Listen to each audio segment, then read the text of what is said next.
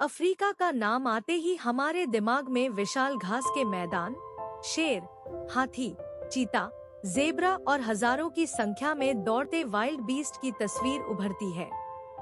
लेकिन अफ्रीका में एक ऐसी जगह है जहां इन सभी जानवरों को एक साथ देखने का मौका मिलता है। यह है सेरेंगेटी। सेरेंगेटी सिर्फ एक जंगल या घास का मैदान नहीं है। यह एक विशाल इकोसिस्टम है जहां लाखों जानवर, पक्षी, पेड़ पौधे और छोटे जीव एक दूसरे से जुड़े हुए हैं। यहाँ भोजन की उपलब्धता, बारिश, पानी और मौसम जानवरों के जीवन को प्रभावित करते हैं। और इसी प्राकृतिक व्यवस्था के कारण सेरेंगेटी को दुनिया के सबसे महत्वपूर्ण वाइल्डलाइफ इकोसिस्टम्स में गिना जाता है। आज की इस डॉक्यूमेंट्री में हम जानेंगे कि सेरेंगेटी कहाँ स्थित है, यहाँ कौन-कौन से जानवर पाए जाते हैं, दुनिया का सबसे प्रसिद्ध वाइल्ड लाइफ माइग्रेशन यहाँ क्यों होता है और आखिर सेरेंगेटी इतना महत्वपूर्ण क्यों है। सेरेंगेटी मुख्य रूप से टांजानिया के उत्तरी हिस्से में स्थित विशाल ग्रासलैंड इकोसिस्टम है। इसका इकोसिस्टम टांजानिया से आगे केन्या तक फैला हुआ है। केन्या के हिस्से को मुख्य रूप से मसाई मारा के नाम से जाना जाता है। सेरेंगेटी और मसाई मारा मिलकर पूर्वी अफ्रीका के सबसे प्रसिद्ध वाइल्ड लाइफ लैंडस्केप्स में से एक बनाते हैं। सेरेंगेटी नेशनल पार्क टांजानिया के सबसे प्रसिद्ध प्रोटेक्टेड एरियाज में से एक है। इसका क्षेत्रफल लगभग 14,750 वर्ग किलोमीटर है। यह क्षेत्र इतना विशाल है कि कई जगहों पर आपको दूर दूर तक सिर्फ घास के मैदान दिखाई देते हैं। लेकिन इन मैदानों के पीछे एक बेहद जटिल इकोलॉजिकल सिस्टम काम करता है।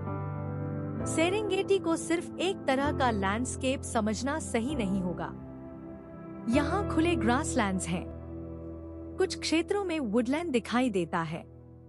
कहीं रॉकी आउटक्रॉप्स यानी चट्टानी संरचनाएं हैं, जिन्हें स्थानीय रूप से कॉब्जेस कहा जाता है। और कुछ क्षेत्रों में नदियां और सीजनल वाटर सोर्सेज भी मिलते हैं। बारिश के मौसम में इन मैदानों में नई घास उगती है। यही घास हर्बिवोर्स यानी शाकाहारी जानवरों के लिए भोजन का सबसे बड़ा स्रोत है। वाइल्ड बीस्ट, जेब्रा और गजेल्स जैसे जानवर इन ग्रासलैंड्स पर निर्भर रहते हैं। और जहां बड़ी संख्या में हर्बिवोर्स मौजूद हों, वहां प्रेडेटर्स के लिए भी भोजन उपलब्ध होता है। इस तरह ग्रासलैंड की घास से शुरू होने वाली एनर्जी शाकाहारी जानवरों तक पहुंचती है और फिर प्रेडेटर्स तक। इसी कनेक्शन को फूड चेन का हिस्सा कहा जाता है।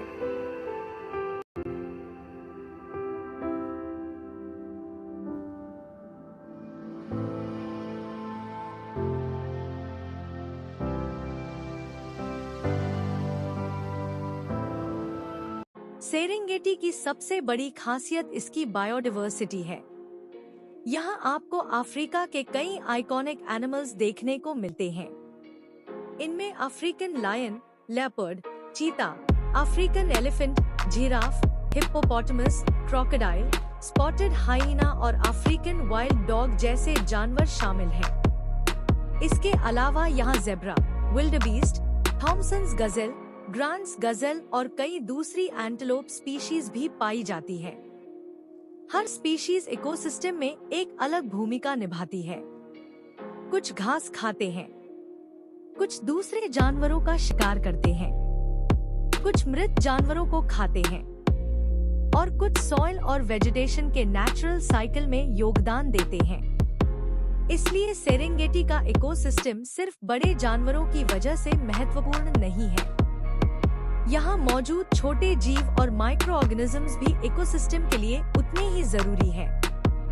सेरेंगेटी को अफ्रीका के लायंस के लिए भी जाना जाता है। अफ्रीकन लायन एक सोशल बिग कैट है। अधिकतर लायंस ग्रुप्स में रहते हैं, जिन्हें प्राइड कहा जाता है।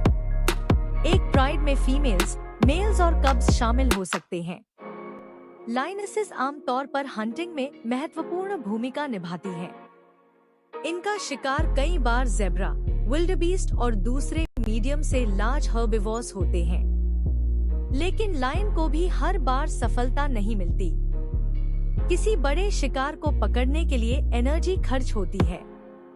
इसलिए प्रेडेटर और प्रे दोनों के लिए एनर्जी बैलेंस बहुत महत्वपूर्ण है। अगर शिकार कम हो जाए तो प्रेडेटर्स की पॉपुलेशन भी प्रभावित हो सकती है, और अगर प्रेडेटर्स की संख्या बहुत ज्यादा बढ़ जाए तो प्रे पॉपुलेशन पर दबाव बढ़ सकता है। यही इकोलॉजिकल बैलेंस सेरेंगेटी को समझने की कुंजी है। सेरेंगेटी में चीता भी पाया जाता है। चीता को दुनिया का सबसे तेज दौड़ने वाला लैंड एनिमल माना जाता है। यह छोटी दूरी में बहुत तेज एक्सेलरेशन हासिल कर सकता है, लेकिन उसकी स्पीड के बावजूद हंटिंग आसान नहीं है। चीता को शिकार के काफी करीब पहुंचना पड़ता है। इसके बाद वह तेज दौड़ लगाकर प्रे को पकड़ने की कोशिश करता है। चीता की बॉडी स्पीड के लिए विशेष रूप से अडेप्टेड है। उसकी लंबी टांगे, फ्लेक्सिबल स्पाइन और एरोडायनामिक बॉडी उसे तेज दौड़ने में मदद करती है। लेकिन इतनी तेज दौड़ के दौरान एनर्जी बहुत तेजी से खर्च होती है, इसलिए चेस आमतौर पर लंबी दूरी तक नहीं चल सकती। यानी सेरेंगेटी में सर्वाइवल केवल स्पीड पर निर्भर नहीं करता। सही टाइमिंग और हंटिंग स्ट्रैटेजी भी उतनी ही महत्वपूर्ण है।